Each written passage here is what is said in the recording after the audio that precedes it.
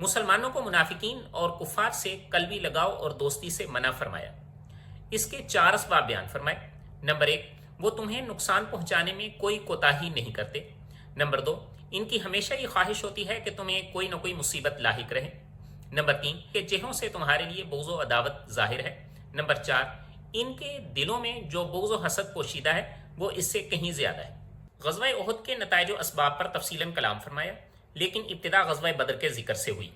ग़ज़वा बदर का जिक्र इसलिए फरमाया कि जंग में फतह सिर्फ असलहा और अफरादी कुव्वत के बलबूते पर नहीं होती, बल्कि इसकी बुनियादी शर्त ईमान व यकीन, इत्तिबा और इस्तिकामत है।